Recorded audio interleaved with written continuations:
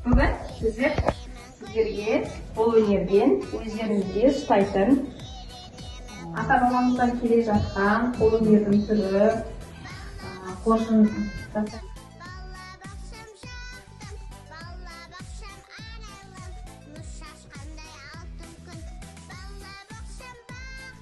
не жасадық? Қоржын.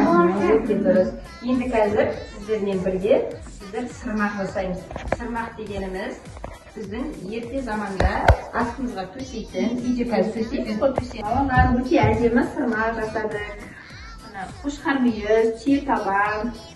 Тағы да алдағы уақытта қазақтың салт дәстүріндегі әдемі бұйымдар нелерді жасайтын боламыз. Алдымызда тұрған не нәрсе мынау? Киіз.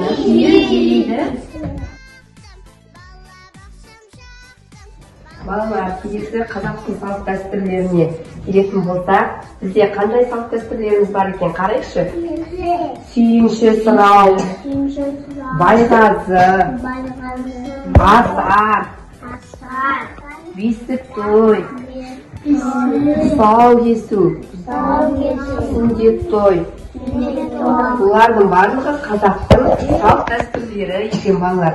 Соның бәрін біз сау кесу рәсімін қазір сіздерге көрсететін боламыз. Кеткен кезде ала жіппен деседі.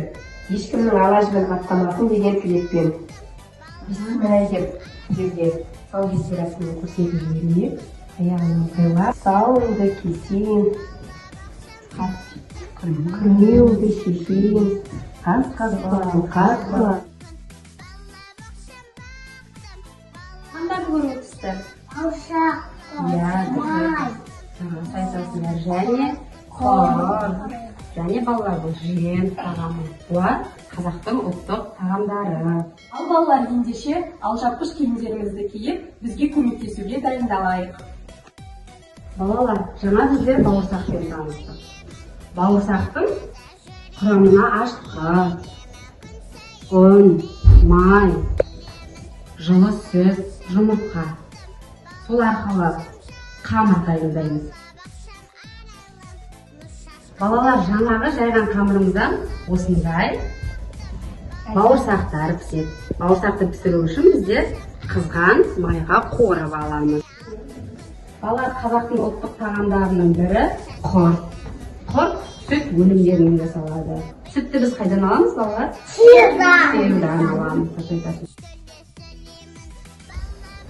Ал балалар, бұл не екенін білесіздер ме? Қалқан.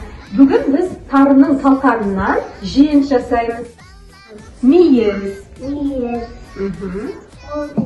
Оны барлығын бірге араластырамыз. Балалар, білесіздер ме? Ертеректе ата әжелеріміз қонаққа, сыйлы қонаққа жент тағамын қоятын болған. Женті бар үйде береке, байлық болады деп есептелген.